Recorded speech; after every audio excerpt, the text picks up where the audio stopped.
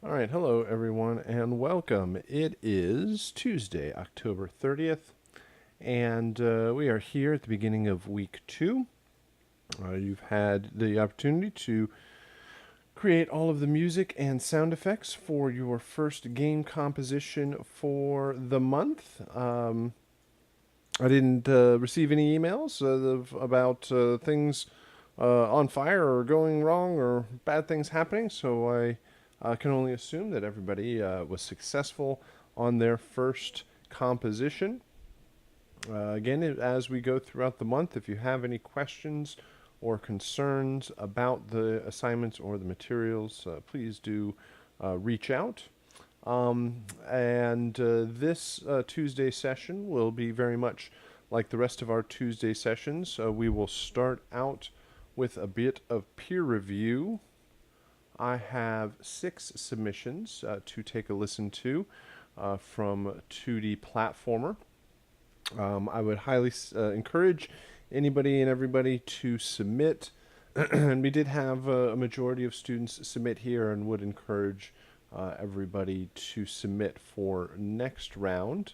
But we will, I'll kind of talk about the submissions as a whole. Oops. As a whole, and then we will get into going through and listening to them one by one. But it definitely gives a good opportunity for, if you submitted, to get feedback on your own composition. But beyond that is to get a listen to everybody else's approach. And then after that, we will switch over to a discussion of the new assignments upcoming for week two. So by the end of this week, you will have created both the music and sound effects for your both of your game compositions, or both of your games. And you will, in week three, start putting your music and sound effects into the game. I guess I should also point out that even if you don't submit, everybody will get a video feedback of their submission, and you have the opportunity to revise the composition all the way up until the end of the month. So this is your first pass at it. Gives us a lot of ideas to talk about and discuss, and then you have the opportunity to make any changes that you need all the way until the end. So, let me start out with an overview of the 2D platformer submissions, what we're looking at here, what we're listening for, and then, like I mentioned, we'll get into listening to them one at a time. So, I have 6 student submissions. Each submission or each student has their own track with the files, the 9 files that were submitted. All of these files over here, these are the main loops, 8-bar main loops. These are the 2-bar intros, and these are the 2-bar endings. So the only reason I have them set up like this is that's how they import alphabetically. So the main loops will show up over here. We'll start out by listening to the main loops. Then we'll go into the intros and the endings, because the intros and endings kind of tie into the main content of the main loops. So we'll get a full sense of what everything is supposed to sound like through the main loops, and then we'll get a sense of going in and out of that from the intros and endings. All right, let's start with our main loops here. First and foremost, the loops need to loop. They need to have no gaps in playback, no pauses, no pops or clicks, anything that indicates to the listener that the music is actually looping. And it should feel like one continuous piece of music from the beginning of the game to the end. And so that means that all of the cues are going to be in the same key. They're all going to be at the same tempo, same time signature, so that they and have the same instrumentation, so that they feel consistent throughout. We want a similar mix between all three of these and ultimately all 9 of the files so that no one file sticks out too much or is much lower. You do have the opportunity to mix volume of music and sound effects against each other in the Wise setup once you actually get them into the game and test them out. But you are best served if everything is at a consistent level, typically a stronger level overall, so that all you have to do is take down any fader if you need to, so you don't have to boost anything up too far. So we have the looping music. We need to make sure everything smoothly transitions. The formatting of the files we talked about. Compositionally, we are looking for something that is kind of a faster pace, upbeat, to keep the energy of the game going. Nothing too slow or laid back. Needs to be kind of lighthearted, kind of open, inviting to all shapes and sizes, all sorts of folks. So nothing too like intense or depressing or a strong tempo to it, which means drums and percussion definitely. You need a strong melodic line. The music is going to be repetitious on its own because you have 3 8-bar loops that are constantly switching around. So you want to use the entire 8-bar cue of each one of them to develop your full ideas. And then it moves from one to the next so that it feels like a continuous melody, always moving forward. So you have drums, you have melody, and then you should have some instrumentation. You should have a bass line. You should have a couple of layers of instruments as the harmony, kind of supporting everything else that's going on. So that's the formatting of it. That's the instrumentation, the compositional aspects, the mix overall. Is there anything else with the main loops? I think that will give us a good start. Intros. Here are 3 2-bar intros.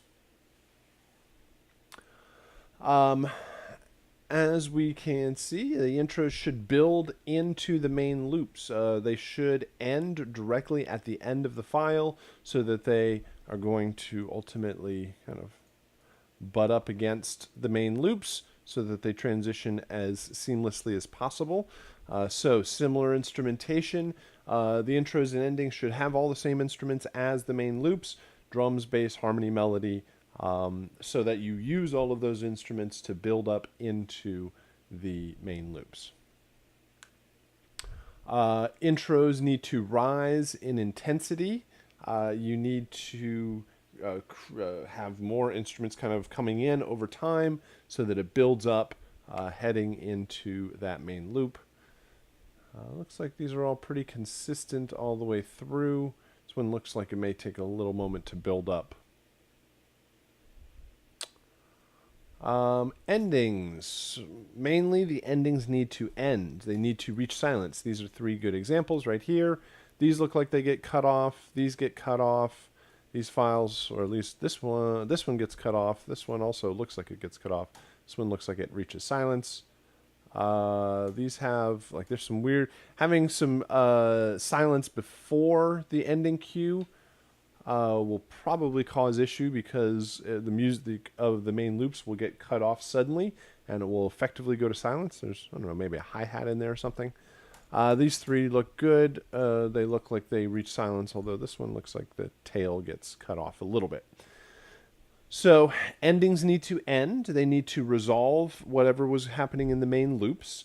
Typically, you have 2 bars. So typically the first bar is very similar to what was happening in the main loops, and it starts heading towards the resolution. Then you use the last bar to resolve. You don't have to use the entire 2 bars, or you can go slightly beyond that. Endings, you can do a little bit of more, have a wider variety of things. You don't have to use the entire 2 bars. Sometimes it makes sense, like if you use the entire 2 bars, then often things get cut off at the end. So you can end a little bit early. Sometimes, so you have 2 bars, you can either end on beat 1 of bar 2 or beat 3 of bar 2. So you would typically go 1, 2, 3, 4, 2, kind of hold on that 2, or go 1, 2, 3, 4, 2, 2, 3, and kind of hang on before it actually reaches all the way. Because if you go to 2, 2, 2, 3, 4, you've got reached to the end. If you reach the end of the cue and you still want to use the entire 2 bars of music, the music needs to end in 2 bars. So it needs to end either before the end of 2 bars or musically end in 2 bars. But if you need a little bit of extra room for reverb tail or instrument decay or something like that, that's also fine. Make sure, again, you're using the same instrumentation from the main loops in the endings also, through the intros and endings. All right, that's probably a good overview of what we're listening for. So let's start with our first submission here. We'll go through and play the main loops, and we'll discuss.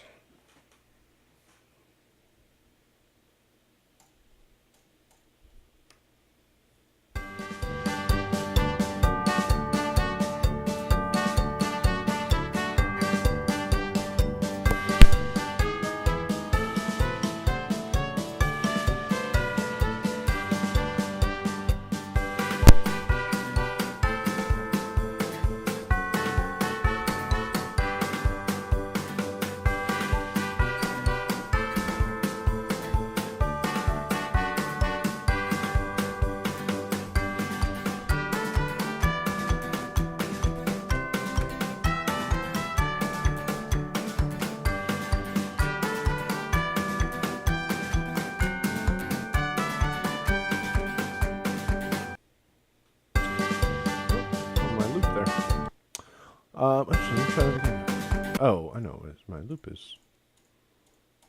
There it goes. Cool. All right, so everything's formatted correctly. All 8 bars develops nicely. Strong melodic development in each one of them. I think that's probably the key here. The melodies are very memorable, very singable. So that works out very nicely. I think the kind of tubular bells work well to emphasize the melody. Everything's formatted and transitions nicely from one cue to the next. So guitar works well as kind of harmonic rhythmic layer. Consistency across each one of them, but the melody and composition definitely develop. Let's make these a little bit bigger here. Here are 3 intros.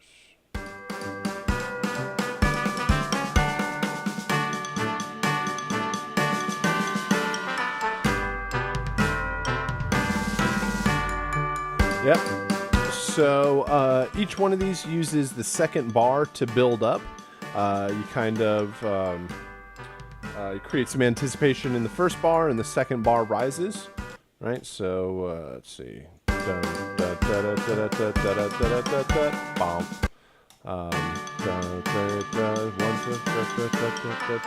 So everything you've got that 1, 2, 3, 4, 1, 2, 3, 4, 5, 6, 7, 8. That sort of rhythmic build definitely helps everything. And harmonic instrumentation, melodic instrumentation is always rising up. Ready to fall to the tonic on each one of these. These all start on the same chord, I believe. Yep. So you know that wherever or whichever one of these are chosen, or whichever one you're playing through here, it always returns back to that top note, or that first chord. 3 endings. Very good.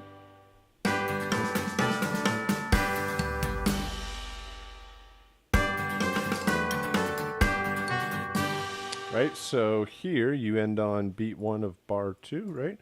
1, 2, 3, 4, 2. Right? So 2, 3, 4, 2. Here, but over on these 2, you end on beat 3 of bar 2. 1, 2, 3, 4, 2, 2, 3. So those are 2 very strong places to end everything. You don't want to end all the way over here in bar 1. You want to give a little bit of room and then hit that last note or chord, whatever it is. It hangs on till the end. And everything, you give it enough time to fade out. All right, so little to complain with here. Everything is formatted correctly. Everything is doing as it should. It is nice and consistent with strong melodies through each one of these. Each one of the intros builds nicely for the main loops, and then everything resolves as it should on the endings. All right, nice work there. Let's go ahead and we'll start up the second one. Scroll over here to some main loops.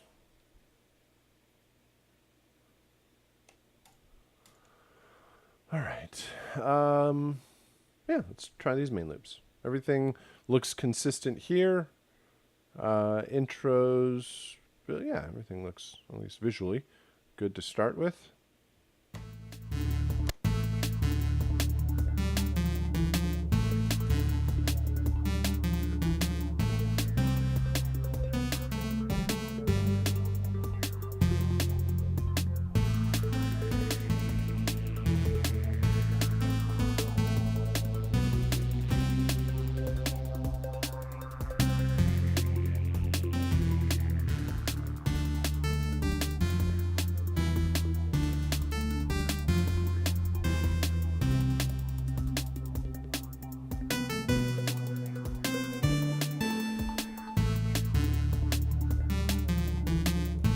All right.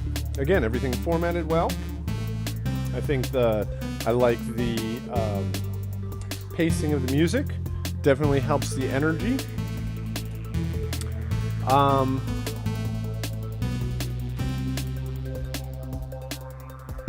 Checking out the harmonic instrumentation. All right, so first one here. I think the melodic line here is a little bit too repetitive. Because you da da da da da da, then repeat the phrase again, da da. Then it changes, but has a very similar phrasing. So maybe a little bit more development. These two don't repeat the phrase or have a repeating phrase similar to the first one. I guess it does a little tiny bit there, but that's fine. Also, would watch out for these like longer kind of held notes. Constantly should have the melody just sitting on eighth notes and quarter notes, and not having too many rests all the way through. That kind of more consistent motion works very well. The third one, I think I like the third one the best because it goes up an octave and feels more appropriate as a lead. Trying to check the...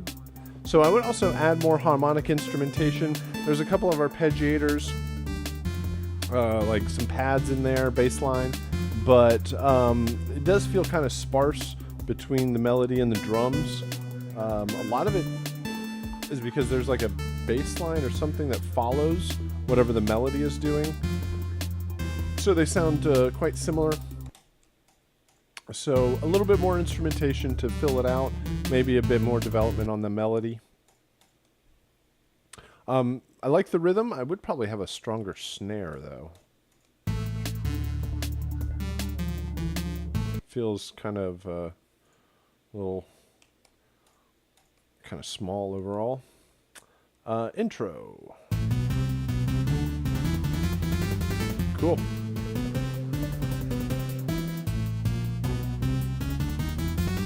Right. So I like 1 and 3. I think 2 copies the first half of 1 too much. Starting on a different note, but phrasing is similar. And then the third one I thought was different, but the second half of the third one sounds like the second half of 1.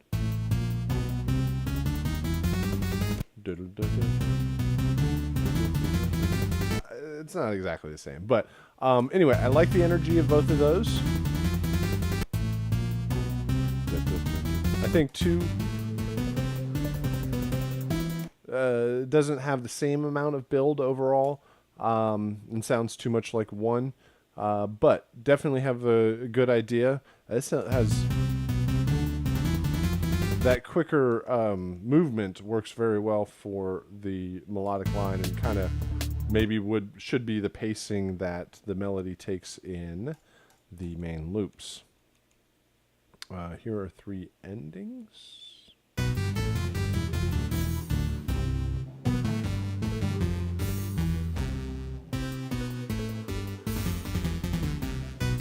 Cool. So I think, let's see, they need to have a little bit longer of a tail. So I think you should either end them a little earlier or add a little bit more room on the bounce for the tail. Like, you can probably stop wherever the crash cymbal hits.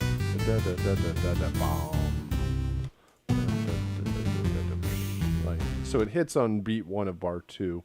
That would probably be a fine place to end. They also, again, have the similar form to them, even though they start out on different notes. It's still a very familiar pattern. Da da da da da da da da dun dun dun. This one feels more, has more of a different feel than the first 2. Although I don't know that it, by hitting and ending on such a strong back to the tonic, such a strong chord. Dun-dun-dun.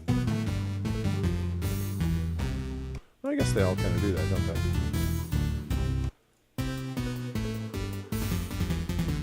Maybe because it's just it's the going down the scale there. You could maybe end on a little bit more of dissonance, but definitely hitting the right idea in each one of these. Just maybe give a little bit more room for these things to fade to silence. All right, so I would probably say, like, all this movement that you do in the ending, or the intros and the endings, and you hear those, and then you come here,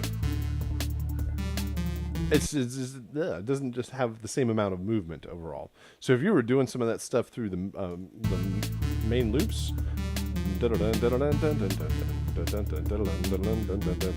you could, I mean, still have the same overall line to the melody, but just have a bit more movement through it. All right. Another good approach. Let's move on to the next one here.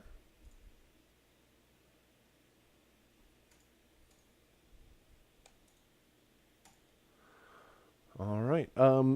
First thing, just visually, it looks like this main loop is a bit lower in volume or intensity than these other 2.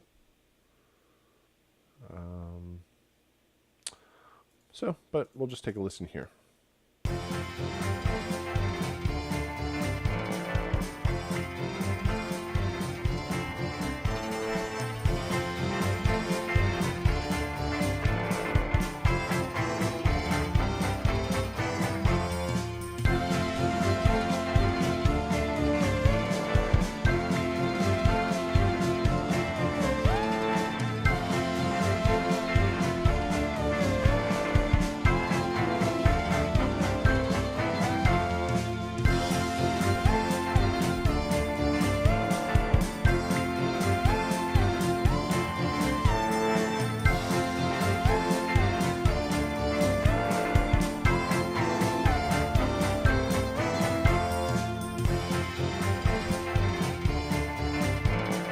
Yeah, you can even hear a little jump in volume as it goes from this.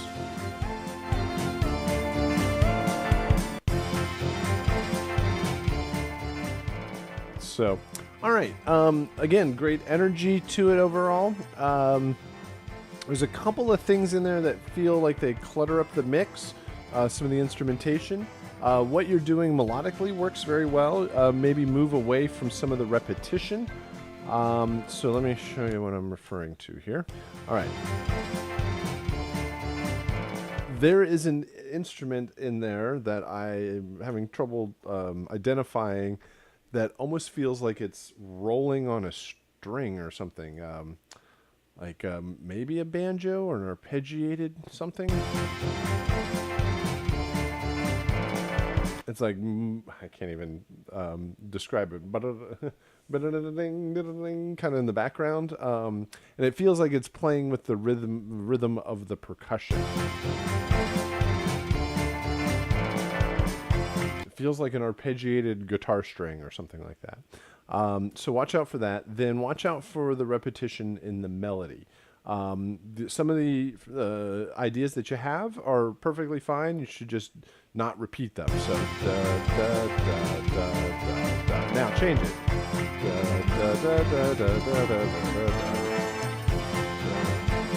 So you change the last little note in there.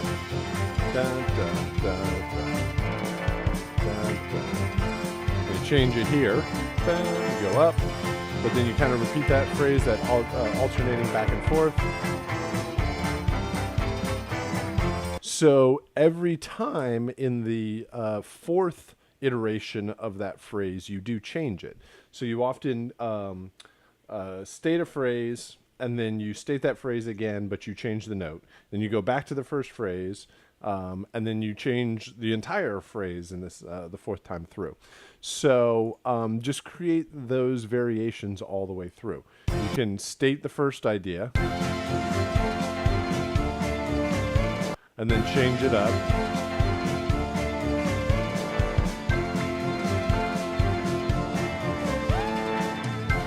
And then change it up again. And then just keep what you have here. Because they always end on a strong melodic phrase.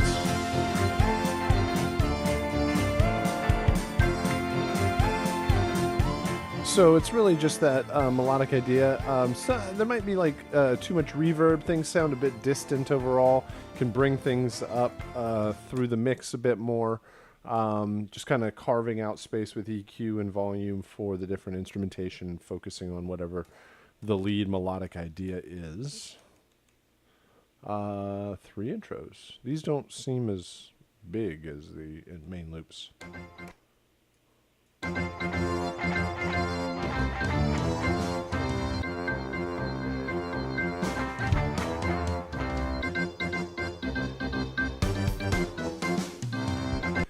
So there's some good ideas in here. It's just it sounds like the MIDI is copied between multiple instruments, or you're just playing one line and having multiple instruments armed at the same time. So there's some instrumentation that feels like it's not as fast as some of the other stuff.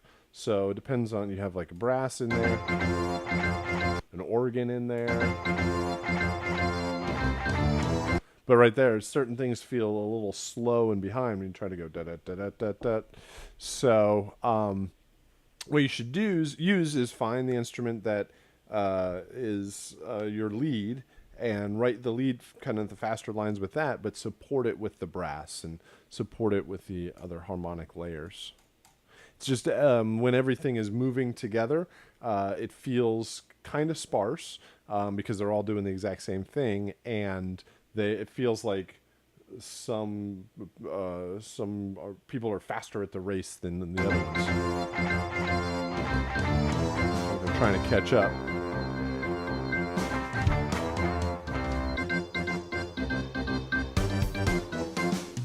That one works a little bit better, probably. Maybe just because I don't hear the tuba as much. And let's do 3 endings. Make sure the endings actually end and reach silence.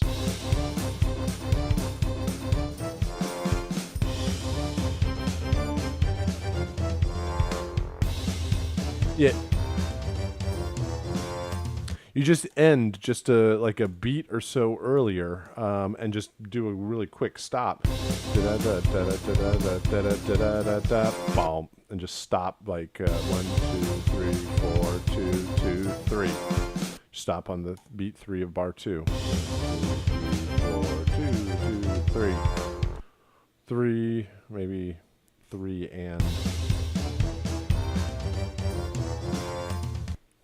So just a little bit earlier to give you enough room to reach silence. You don't have to go all the way through the entire 2 bars.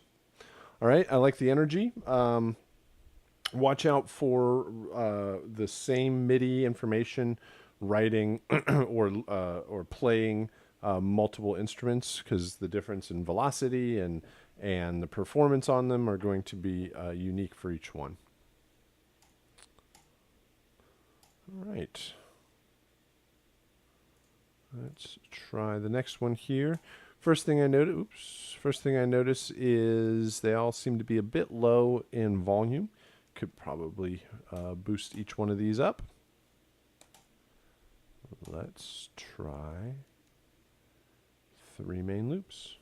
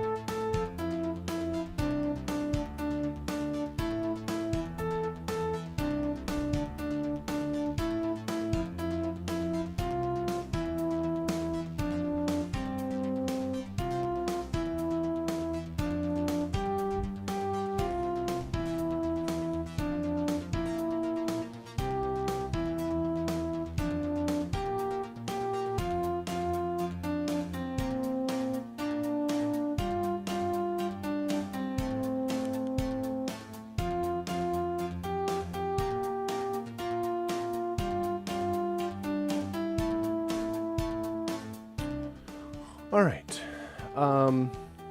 So I have all 3 of these work together. They are all 8-bar phrases and are going to transition well from one to the next. They feels a bit sparse. I'm trying to catch the difference between the arpeggiated synth and the piano line, or the electronic piano.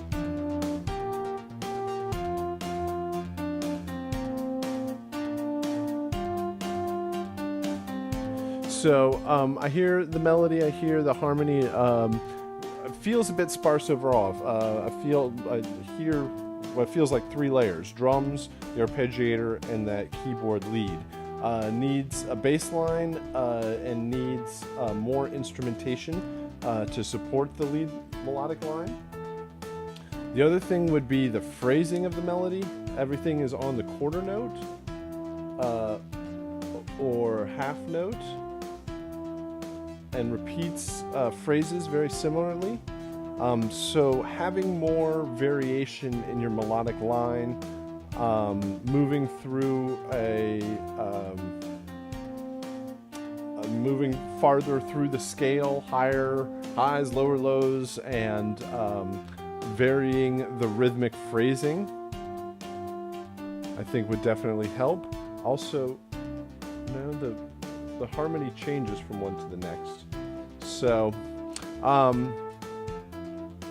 could definitely have a bit more variation in those elements, the phrasing and more layers in the harmony. Also, is the drums the same? No, there's change. No, they change, different patterns. All right, 3 intros. Oh wait, where's the brass? There's brass in there. The brass here? No, I don't hear the brass there. Well, the brass, but I also don't hear arpeggiator in here. Oh, and I hear marimba. Okay. So you're going to try more consistency in the instrumentation. I don't hear marimba or brass in those. So bring the marimba, bring the brass over into the main loops also. Bring the arpeggiator into the intros. Make sure, because this third one has the marimba, but it doesn't have the arpeggiator in it. Oh, and it doesn't have the brass in it. So combining and kind of balancing the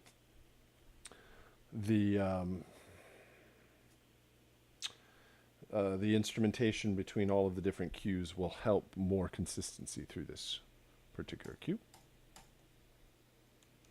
All right, 3 endings. Make sure that the endings do not get cut off by the end of the file.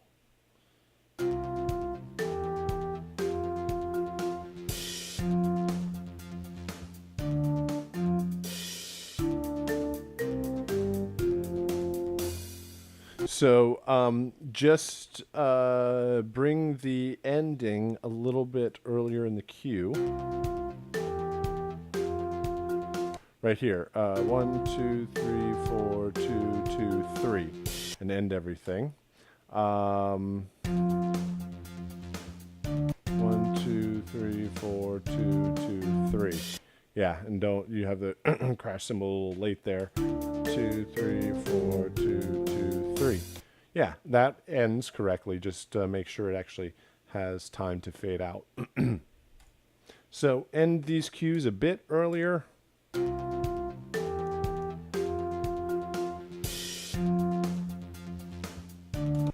In those cues a bit earlier, and you should have enough room to reach silence there. All right, so a little bit more development melodically and with a bit more instrumentation. Equal out the instrumentation between all the cues and make sure the endings end a little bit earlier. All right, well, we got 2 more here. Let's check out the next one.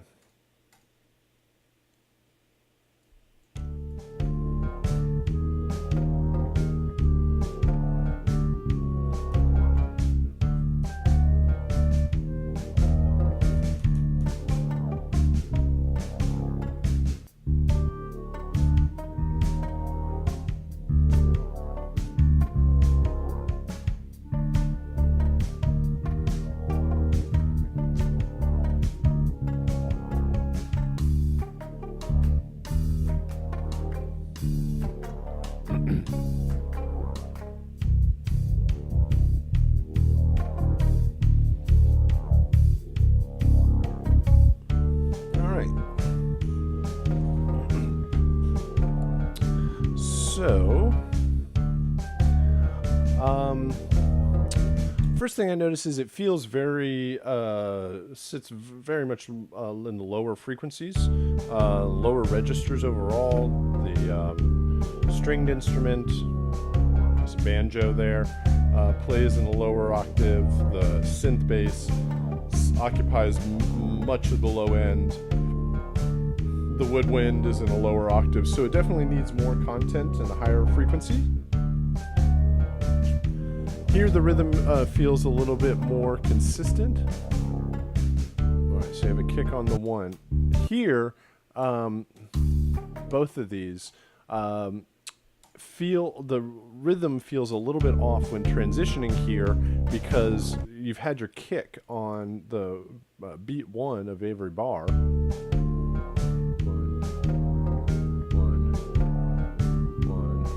So then when you transition over here, kick, kick, kick, kick, and then no kick. Everything here now switches to be very syncopated, and it goes on the offbeat. Up, up, up, up, up, up.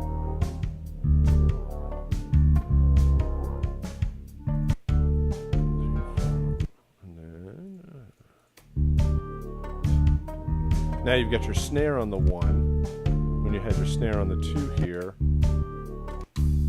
Now you got the side stick. So rhythmically, they feel quite jarring, even though they're in the same tempo and same time signature. Your emphasis of your kicks and snares feels quite different from one to the next and makes it rhythmically seem jarring. So bring things up into a higher register.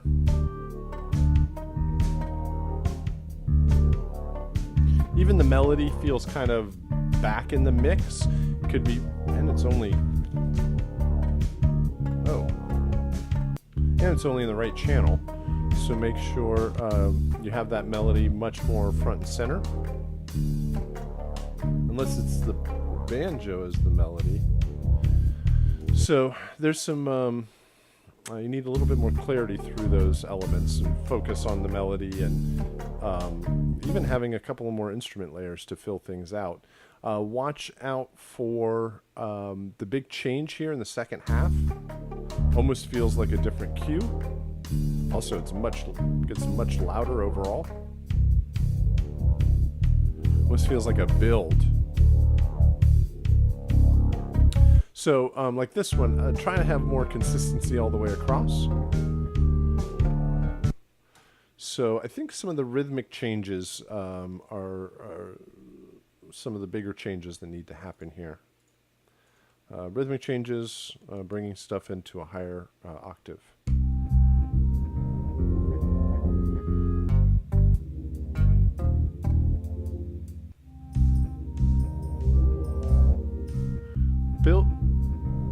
Everything's very subtle. Like, it's not building up energy. It's not building anticipation. He's like building energy, building anticipation. Everything's like, it's almost like a stealth aspect before being found out in the main piece of music. Then here,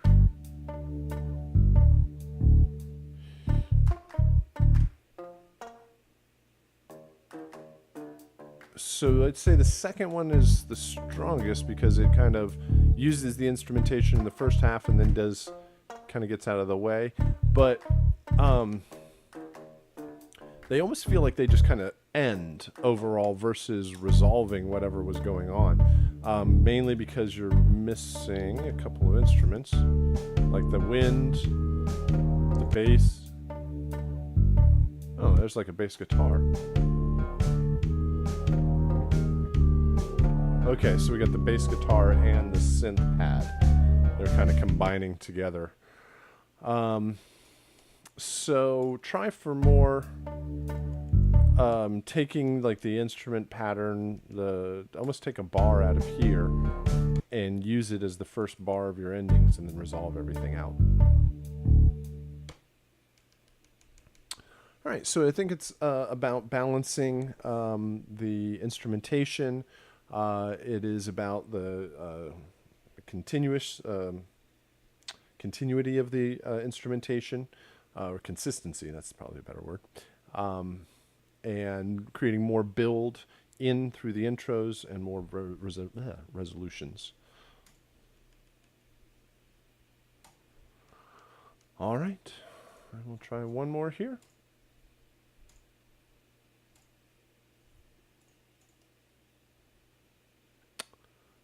Here we go, main loop.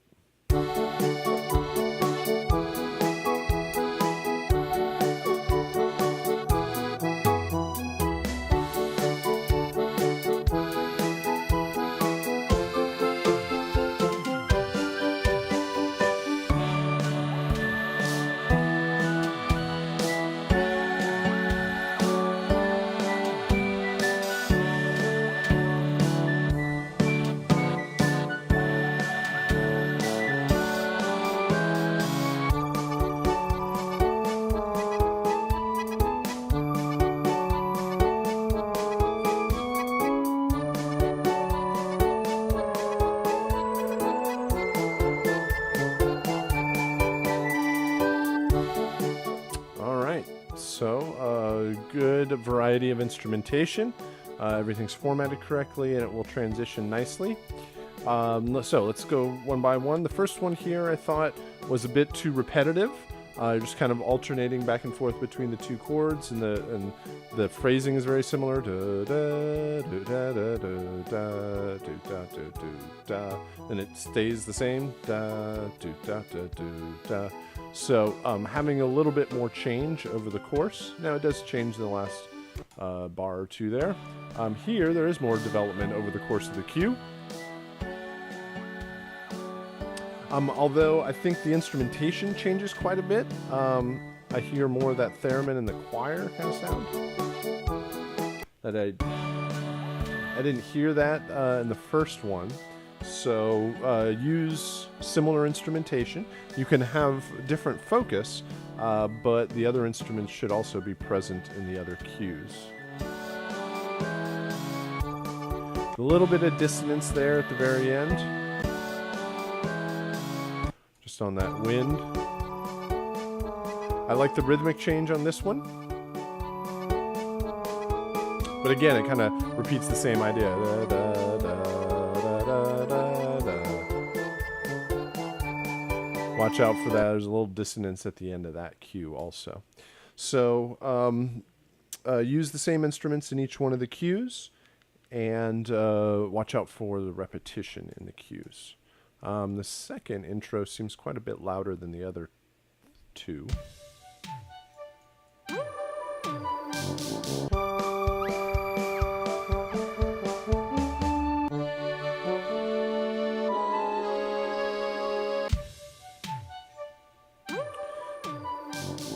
So the instrumentation does seem to vary quite a bit from one to the next, making me think it's certain intros are going to work better with certain main loops. But the first one definitely needs a little bit more build-up because you only have the drums in the very end. This one probably doesn't need this almost sounds like a 2-bar loop because that snare is pretty consistent all the way across.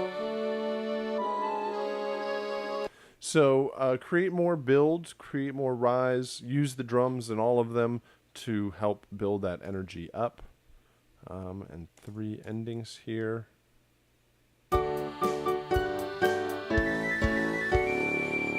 That works very well.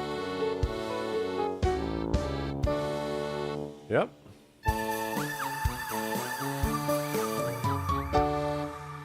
All right, watch the really long reverb tail at the end of that. Make sure all the reverb tails don't get cut off at the end of those files.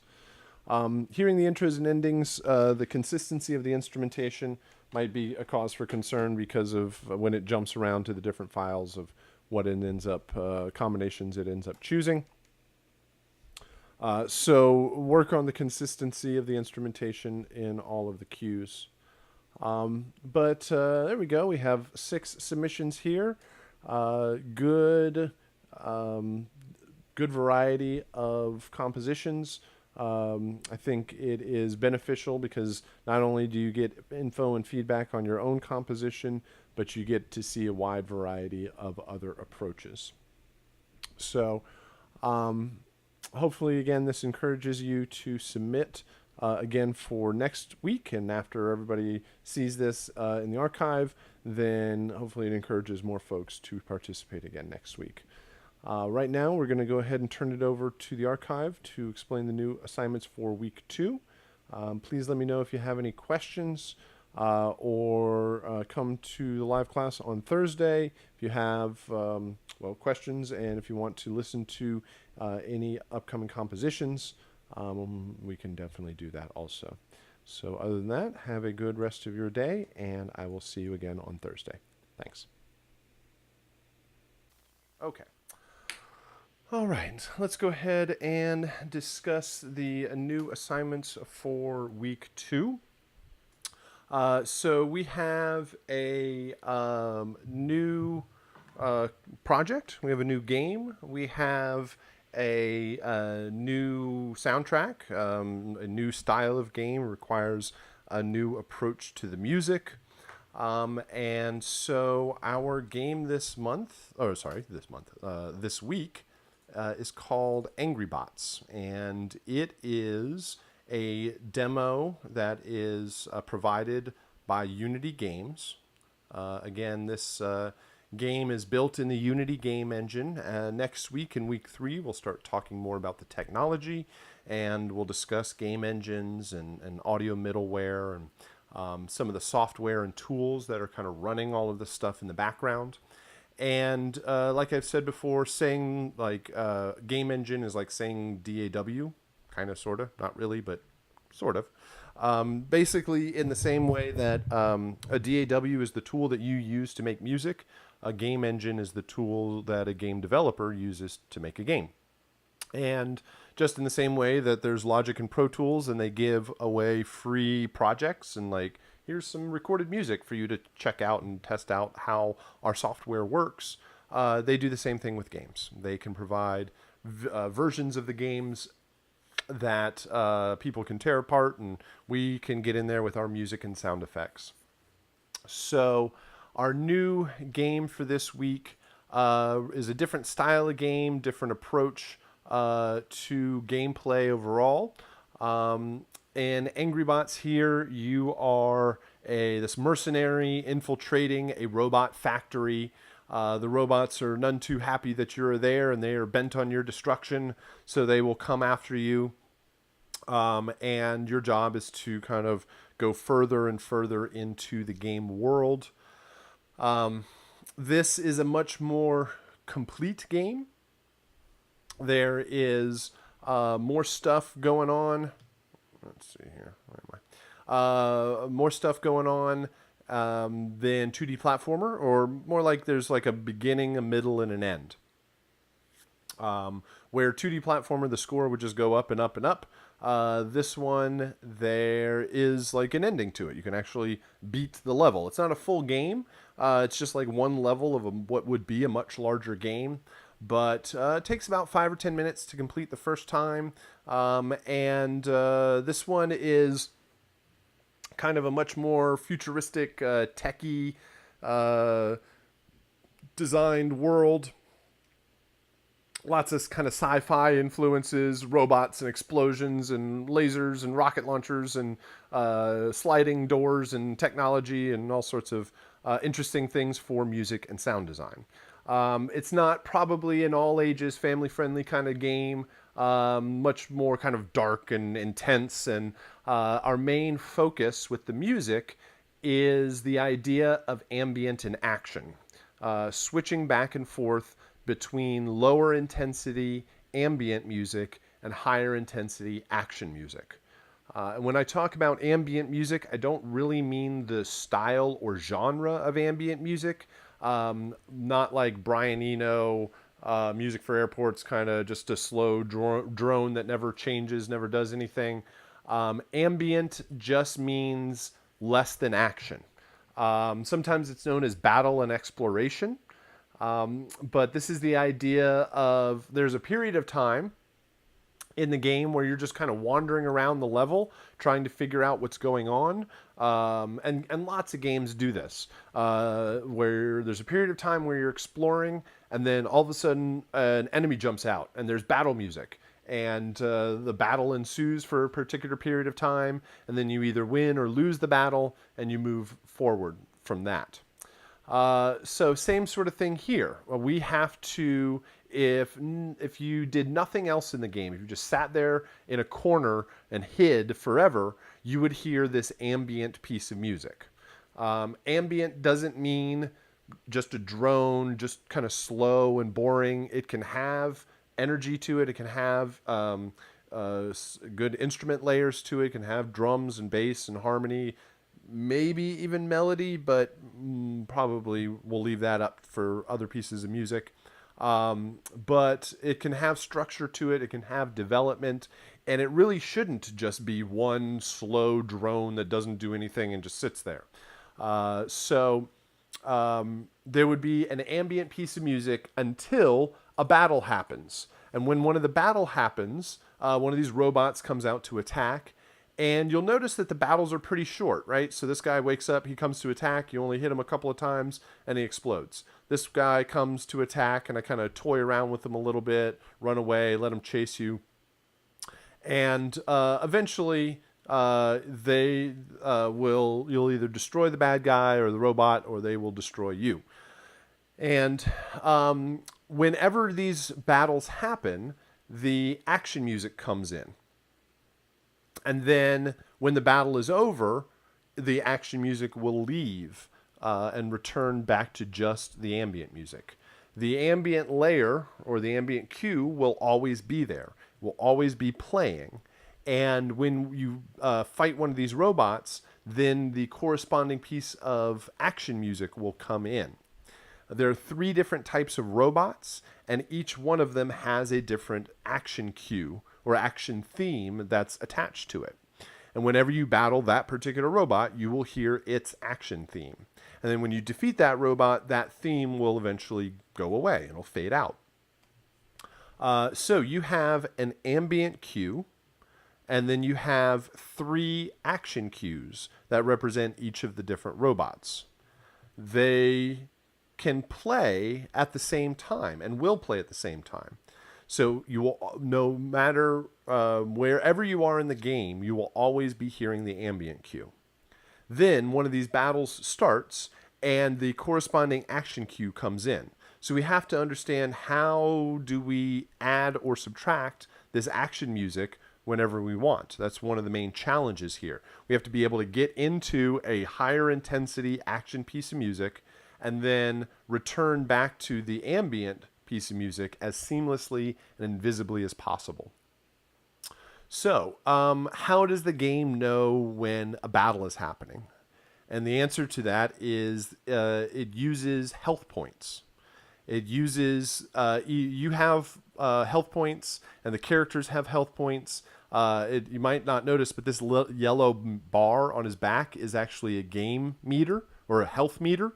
And it tells you how long it takes. A lot to destroy you in the game, because it's mostly just to test out and have fun with it. And defeating one of these robots doesn't really take all that much time.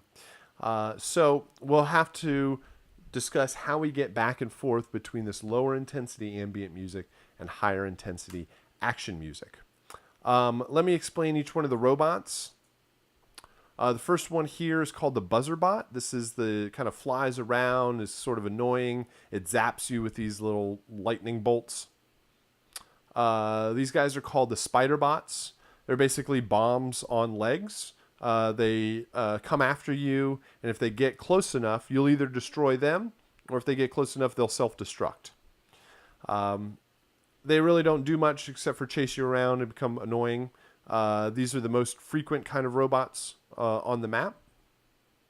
There's another one over here. And let's go inside here. So, and then here is the third robot. This guy's called the Mech Bot. It's this big RoboCop-looking robot coming down the way here. These I would kind of consider like a mini boss. They're kind of harder to destroy. You have to unload into them to eventually defeat them. And then there's just the same robots across the rest of the map. The good thing with the music and sound is we really only have to focus. I mean, you really are you see everything in the beginning of the level, and all of your music and sound effects will be populated through the rest of the game. So let's go ahead and bring up some of the other material. Let's see. Here's the PDF that you get.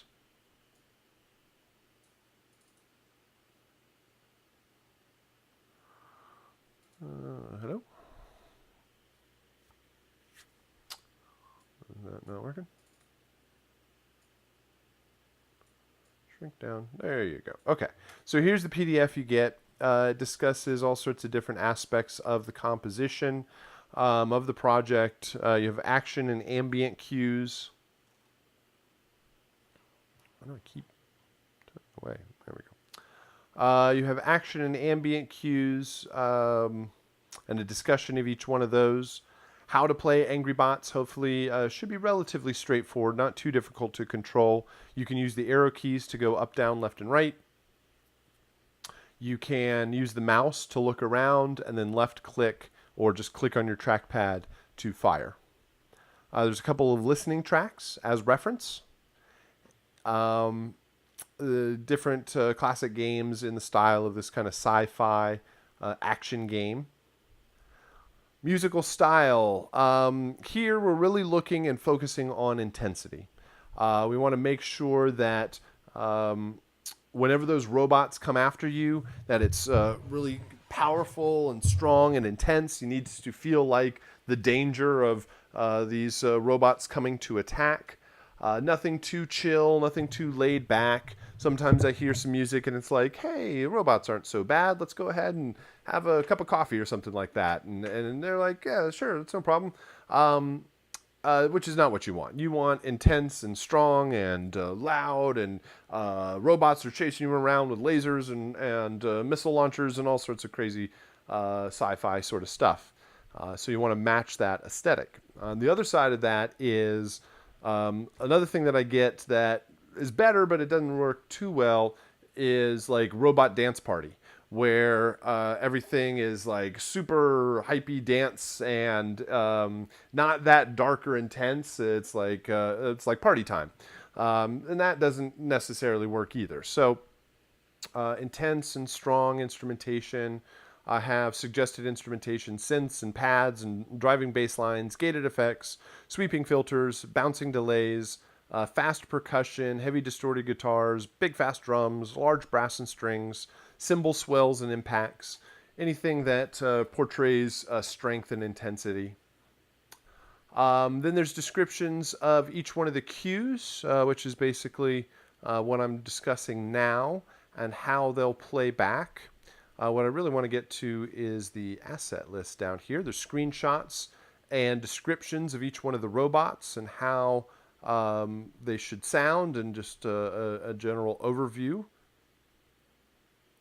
Then the asset list. There's a total of 7 files that you will create for this. I mentioned 4 of them so far: the ambient cue, buzzer action, spider action, and mech action. They're each going to be 1 to 2 minutes long, and they will loop 16-bit 44:1 stereo. So don't think about this as 4 individual 2-minute long compositions. Think about it as one composition that can be broken down into 4 parts or 4 stems. So each one of these layers is going to contain unique instrumentation. You shouldn't repeat any instruments between the different cues, so that when you hear those particular groupings of instruments or that thematic line or melody or instrument, whatever it is, you can recognize whatever robot's coming after you. You almost train the player with the music so that they can hear what's coming up next.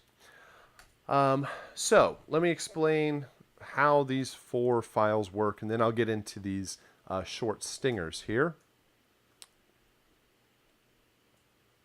So when the game starts, if nothing else is going on, you are always hearing the ambient cue. Through the entire game, that 2-minute long ambient cue will be looping around and around. The ambient cue should be subtle. It shouldn't be too much in your face. It can still have a bit of rhythm to it. It doesn't need to have strong percussion, but it can maybe have some hi-hats or a arpeggiated bass line, or some sort of gated effect that will foreshadow the rhythm that's coming. And you should you want to lay down the foundation of the progression. This is going to map out how things are going to play back in the how all the layers are going to play back together. All right, so we hear the ambient from the beginning of the game. As soon as you've been attacked, you either shoot the robot or the robot shoots you, then the action music will come in. The action music will come in immediately. It will start playing from wherever it is in the loop, and you will hear action music. This point, you need the strong percussion. You probably need a couple of layers of percussion, bass line, harmony, and probably a thematic. I don't necessarily want to say instrument, like a melody, but thematic thematic line or thematic instruments, or something that tells you what robot is coming after you, so that you can give that sort of information and help the player. All right, so first guy, the battle starts, and as soon as he's destroyed, the battle ends. The music's going to start fading out at that point. Then these guys jump awake, the spider music will start, and as soon as they're destroyed, it'll stop playing and it'll fade out over time. So let's go ahead and load up some examples here. Talk my way through a couple of examples of what this might sound like. There we go.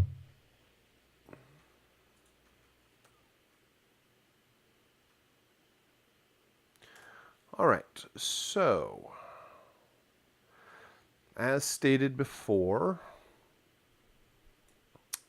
you are going to have 4 2-minute, somewhere between 1 to 2 minute long cues or layers, or even maybe think of them as stems that can play back together and play at the same time.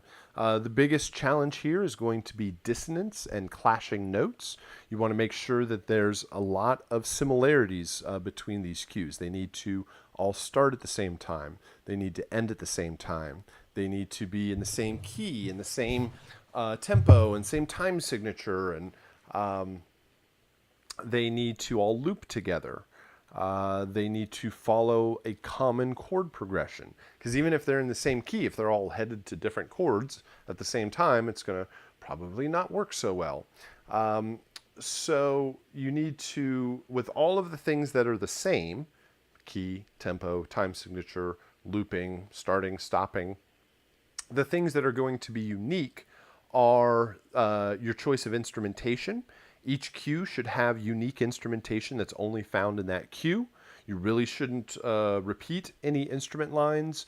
You shouldn't copy anything, because when the game puts it all back together, it's going to double things up. Like if you have the same drum pattern in multiple cues, when you play them all together, then that drum pattern is 4 times as loud as everything else. So make sure that you have unique instrumentation, and then a unique composition. Each cue should have certainly a strong rhythm. That's going to be most of the action part. And then a thematic melodic line, or thematic instrument, or thematic phrase, or something like that, that helps identify whatever robot it is. Probably a bass line to help, although you don't need necessarily a bass in all 4 of them.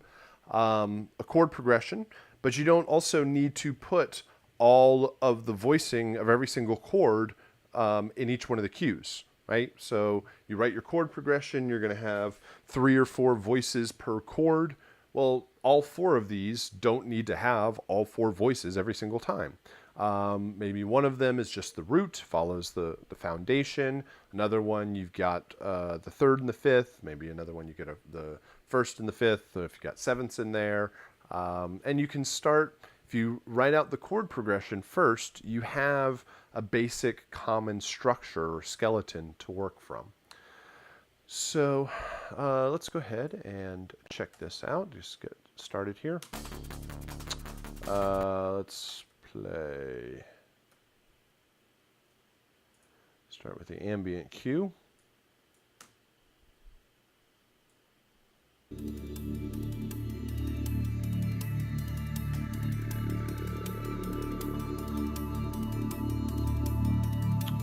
All right, I am going to I'm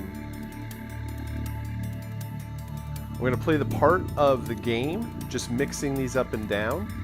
And the whole reason this thing is going to work in the game is because when the game starts, all 4 of these pieces of music are going to start, and they're going to play together. They're going to reach the end and all loop together, so they're going to constantly be in sync.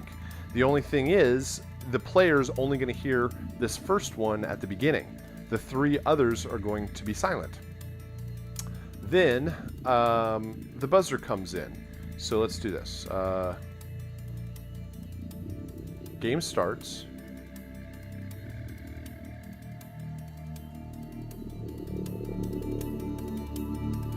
Game starts, and you hear just the ambient cue. And then once you get attacked here, that's the buzzer bot, and so the buzzer music will immediately come in.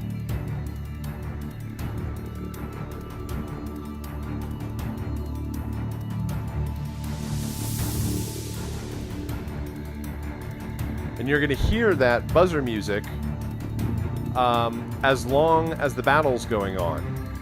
And then once you defeat that robot, it's going to start fading out. And the game is going to do this a whole lot better than I can and control it in the DAW. But it's going to fade that out. And whenever that robot attacks, that music comes in. So this is the buzzer by itself. So we've added the low strong strings. You got some big timpani hits in there, big low bass drums, and there's these little white noise sweeps somewhere, I think, in here. There you go. So it adds a little bit of layers. So this ambient cue is mainly made up of, has a hi-hat pattern in it, but mostly is a chord progression. This is outlining the chord progression. No, it's a couple of notes that are just kind of presenting the foundation of that chord progression. Here in the chat, it says, so that means we're making tracks separate, so that means the music can't clash. Yeah, you are probably best to think about it as one whole composition. So what I end up doing in my composition session is I'll set up a region just like this, like a particular length that depends on your tempo of your music, and you'll count out how many bars will fit, how many bars you want to use that will fit with between 1 to 2 minutes, and then just start adding instruments.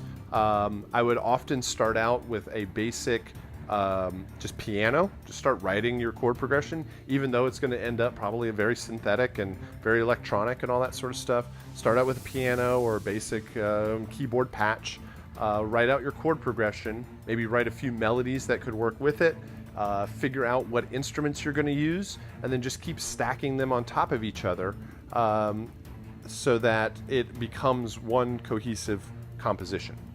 But eventually they're going to be bounced out separate from each other so that the game can use them individually as it needs to.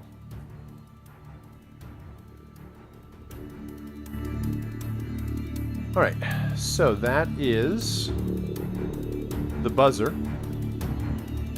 And once that buzzer is defeated, it eventually fades away back to the ambient. And then you go after the next one. So this spider pops up. When that spider pops up, the music is going to immediately add in the spider cue. It sounds like this. Hi-hat, bass line, a little melodic line that we'll hear is actually a double of the mech cue. Here it is with the ambient.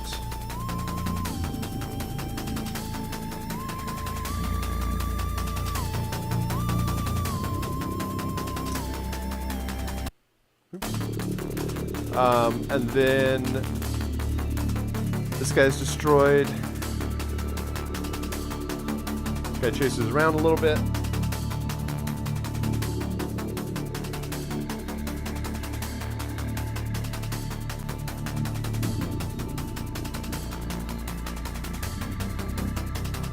When that guy's gone, the music will fade out.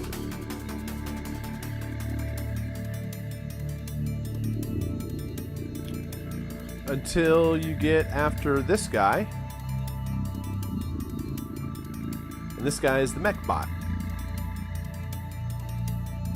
And he comes and he attacks, and it sounds like this.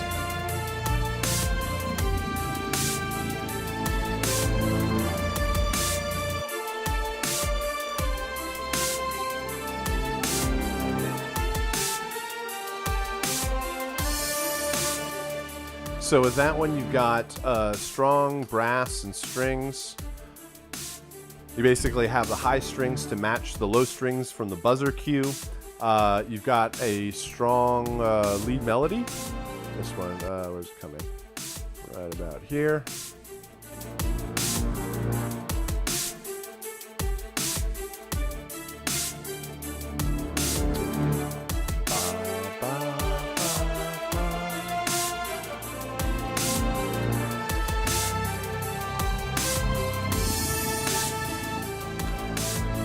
And you also have the ability to have 2 or even all 3 robots on the screen at the same time. So we could bring in the buzzer cue.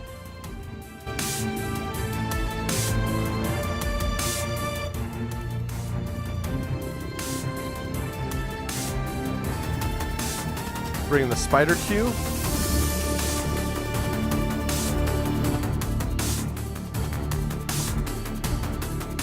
And all 4 of these cues should be able to play together.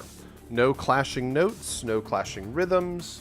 Again, think about it as one cohesive composition that with multiple layers that can play at the same time. There are 3 other files that are listed in the asset list. The music buzzer stinger, the spider stinger, and the mech stinger. And those are there to help the transitions from the ambient into the action. The action cues are going to hit quickly, and you do not know where they're going to be in the music. So to help this transition, we add in stingers. And stingers are going to play when the action cue is introduced. So let me give you an example here. I'm going to divide this up like how it will sound in the game. Just kind of set this up so everything is set up correctly.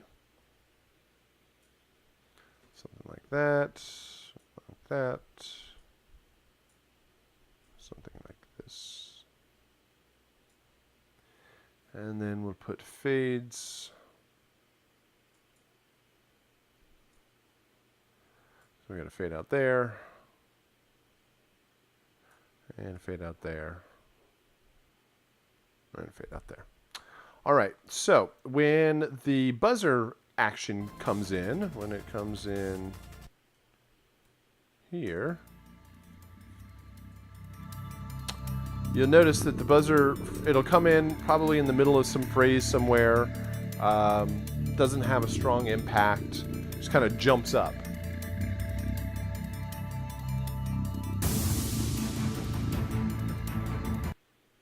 So, oh, I was actually at the end of a sweep there. That's actually kind of luckier than it typically is.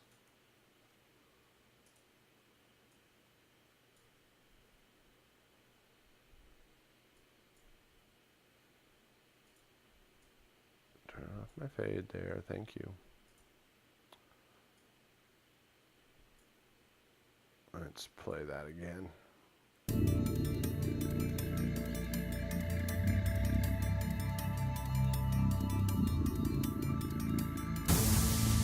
So it just comes in there.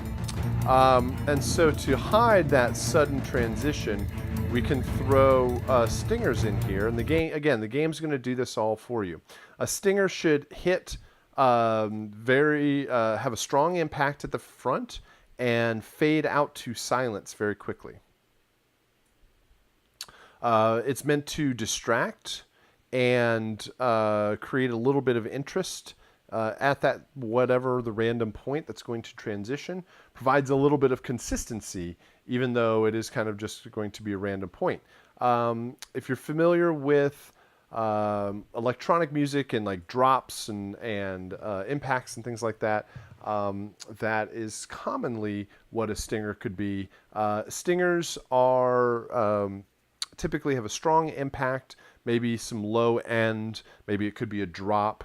And then there's another layer or two on top of what I call like some modulation or some filtering or a pitch drop or a sweep filter sweep or a synth arpeggiator or something like that. These are all kind of strong impacts.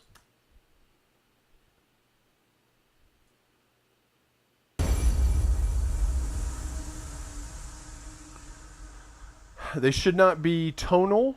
They should not be rhythmic, because since you don't know where they're going to be played, it might clash. So strong hit, lots of reverb, tails out to silence. There's another one. And like I said, they are there to cause a bit of distraction as you're going from one piece of music to the next. So here's what it might sound like when played against the action cues.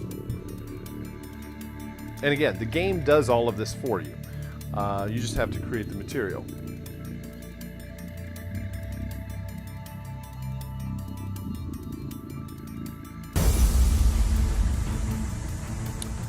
So it should provide a hit, and then the one should fade out, and the other piece of music will already be there.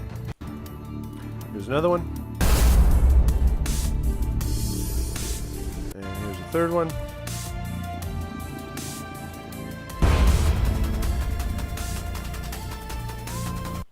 So hopefully that gives you a good idea of where to start with the composition. I'm going to play one more here.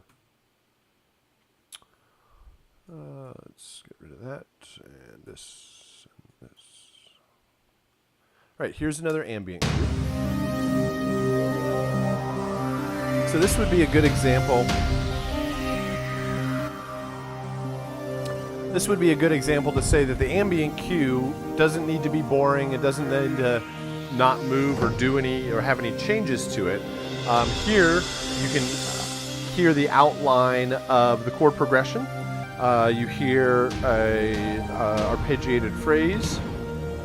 You hear some percussion, but it's not like a kick, snare, hi-hat pattern.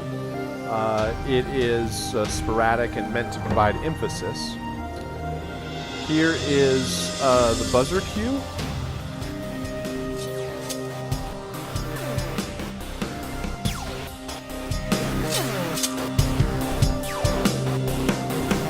Here it is by itself.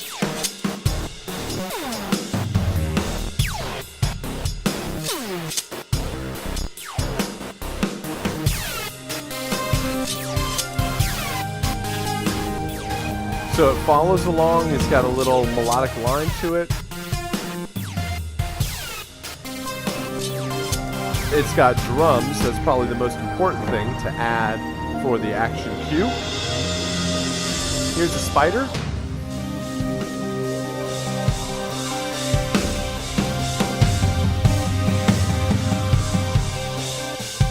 This one's mostly drum kit.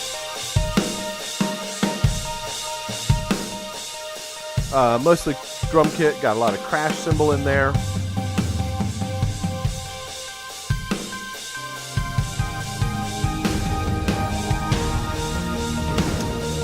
And here's the mech.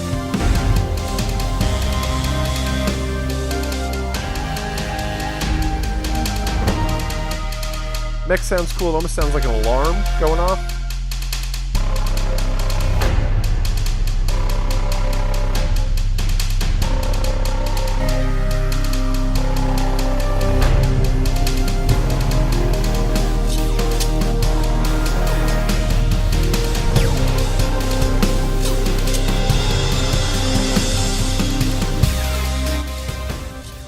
You definitely have to watch out when all four of these are playing to make sure it doesn't completely overload the master.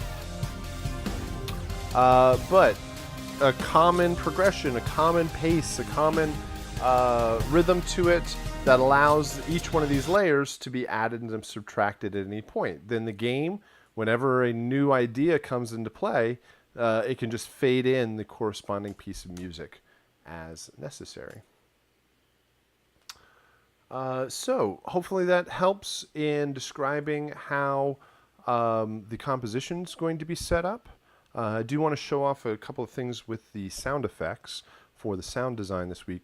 Please let me know if you have any questions as we go along, or if you're just watching the archive, then You can send me a message if you need any sort of clarification. So that's the compositional side of things. You also have the sound design, creating sound effects for Angry Bots, 22 sound effects. Again, this is like I said before, because it's a little futuristic and robots and weapons and things like that, explosions. There's a lot of fun opportunity for sound design. So let me just load up the sound effects. And I would suggest that you do something similar to last time, where you would load the original sound effects into Logic and use them as reference. So let's see, I'll close down this session. Don't save. Get a brand new session here. Now, when you go download this assignment, you are going to get a folder that looks like this. It's called Angry Bots Original Sound Effects. And it's going to, you unzip it, and it's going to have two folders. One is called To Replace, and the other one is called To Use. There's a total of 60 some odd sound effects in the game, and I don't require you to do all of them. You can use some of the original ones to supplement them. So the one that's called To Replace, these contain the 22 sound effects from the original, these do contain the original sound effects, but these are the ones that you will have to do for the assignment. And the reason is these are the more interesting sound designy kind of sounds, if that really makes any sense. They are the more obvious weapons and robot kind of sound effects. The ones to use, these are some ambiances and interior shots. Then there's like bullet impacts and ricochets, and then there's also footsteps. So you're probably not going to win any awards off of your footstep design. You're not going to get hired off of your ricochet. Well, who knows? Maybe you would. But more likely, this is a focus on the music and the and more important sound effects. So something to consider, but we definitely are going to do and replace the to replace. I include the other ones there because you can and are encouraged to do all of it, so that whenever you show this off, you can say, I did everything in this game. Otherwise, some of the original sound effects will be there still. But let's just use the To Replace folder. I'm going to take all of these sound effects and I'm going to drag them onto a track here in Logic. Open, place all the files on one track, yes. It always comes up with, actually this one doesn't. If it comes up and asks you if you need to change your sample rate, just change the sample rates of the files, that's fine. You're going to bounce them out anyway. All right, then once you have the original sound effects on here, you would probably spend some time, you'd probably clean this up a little bit. They don't need to be right on top of each other. So take these and separate them out a bit. Oh, that didn't work.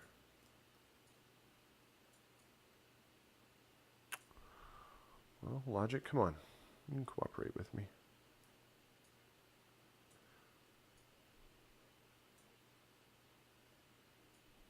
There we go. Do that. Do that. And you don't need to watch me do all of these. But just trust me, separate them out a little bit so that there's a little gap in there, so when you bounce everything, you have a little room. Then you would create a couple of blank tracks down below. And build all of your sound design directly below the original sounds. But listen to the sounds as reference for what they should sound like, how loud they should be, what's the shape or like the waveform look like, how loud is it, how long is it, yeah, just the basic properties of that file. And then you would build your own sound effects down below. I'm going to cheat here and just drag these down. You would not do this. Don't do this. This is a bad idea. But basically, if I were to fake it, these would be all of my effects. And you definitely mute out the originals when you bounce. You don't want the original files in there. They're really obvious to hear. And you have, then you'd bounce these out and you'd have your sound effect. And you'd go through and design all of these. Let me actually play these. I think this is going to work. Let's see if these broadcast. Airlock door close.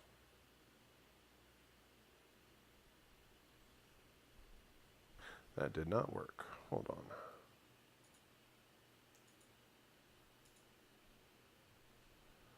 How about this? Let's try that again. There it goes. Okay, this is airlock door close. There are a lot of doors in the game. There are all the Star Trek kind of doors that open and slide open and close and do all that stuff. So there's a door open. There's a door close. And the assignment has pictures of everything so you can play through the game. You can see what's what. A lot of times you can get away with the close just being the reverse of the open. Maybe there's a little like chunk, like ka-chunk at the end as it locks closed. But with these, you can use with hydraulics, pneumatics, servos, motors, those kind of things give you those kind of great mechanical sounds. Ambience, exterior rain.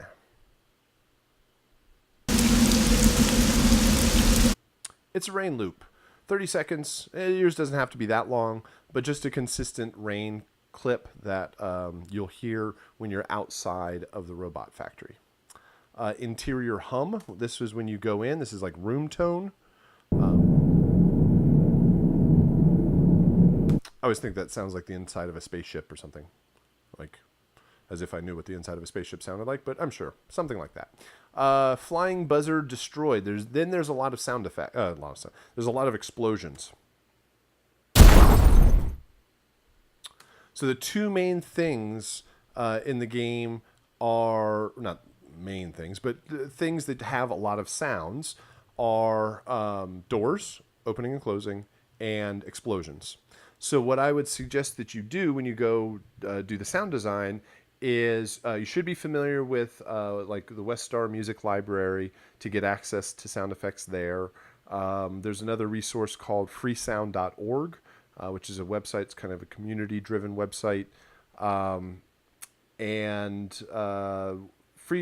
Westar is great because it has a whole bunch. It has the sound ideas library, which is a great, like, very high quality sound effects library. Freesound.org is community driven. There are lots and lots of sound effects on there. There's also lots and lots of very bad sound effects that are not worth anything. But there's also some very good stuff in there. And for the types of things you're trying to do, a lot of that stuff can be covered there also. So what I would do is say, okay, I need explosions. So go off and search for a whole bunch of explosions, bring them back in, and then combine them all together to make the sounds that you need. Don't work on one sound at a time. Don't say, I need a flying buzzer explosion. Go find an explosion, bring it back, edit it, name it, bounce it. Then go, oh, I need a mech explosion. Then go back out, get another file, bring it back in, edit, name it, format. Like, that takes too long to go back around and around and around like that. Do it in chunks. A lot of times when I do sound design, I'll spend one day just looking through sounds.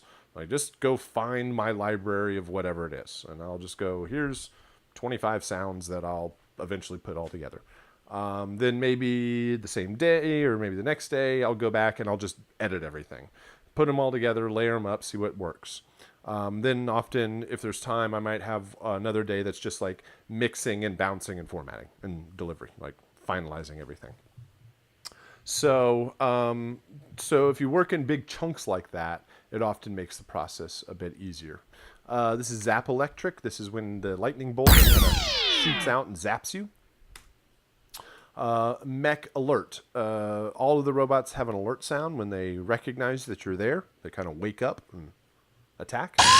So there's kind of an alarm sound there. Mech destroyed explosion. It's an absolutely huge sounding explosion, which is good for that very large mech robot. These are patrol mech footsteps. As that thing is walking down the hallway, you will hear these footsteps for footstep 1, footstep 2. I think they completely cheated and used the same sounds. You could probably make it a little bit more interesting than that. Missile explosion. So this is when it fires at you. So it shoots its missiles at you, which is this shoot missile sound. So it fires them, and then it either hits you or hits a wall or something like that and explodes. The spider alert. Right? So a little couple of beeps as it wakes up. You don't have to do exactly the same thing. Just kind of do some other stuff. I've heard really cool things where people have done like vocoded robot voices when these things like wake up and it goes attack or something like that. Spider destroyed explosion. These are the bombs on the... That's when you destroy it. This is when it self-destructs. I think that is a horrible explosion sound. It's a real big letdown compared to the other explosions. Proximity. This is when the spider bots are coming after you. They beep. And it's very important. Just make that one little beep. And you don't want it to be very long, because what happens is as it gets closer to you, the beep gets faster and faster. It goes beep, beep, beep, beep, beep, beep, beep, beep, beep, beep, beep. And so if you have like a long sound, that's just going to stack up and sound all sorts of crazy. So all you really need is one really short sample. Spider self-destruct, that's the bad explosion. Interior doors open and close. These are the Star Trek doors that slide open and closed. I always think that sounds like somebody's window being rolled up or down. Locked door opening. Once you get, you stand next to these computer terminals and you hack the computers, and it allows these locked doors to open. Player death. This is when you die. That's not true. That's a gunshot. That is the incorrect sound. Let me get that out of there. Player hit. This is when you take damage. Player shooting. This is the gunshot sound. It's pretty important with that sound. That is going to be a looping sound. And it is important that you match the timing of those shots, because I think it matches the animation or the muzzle flash in the game, which is this.